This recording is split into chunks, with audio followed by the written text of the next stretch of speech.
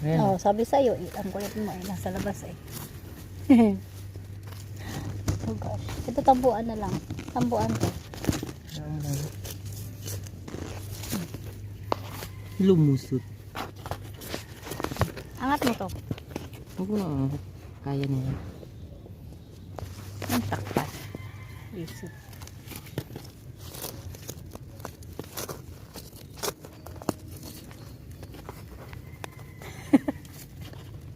Pinabayra. Ay, dito na.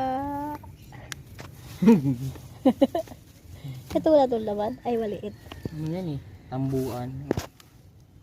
Oh! Yan na. Ano pa yun dito isa?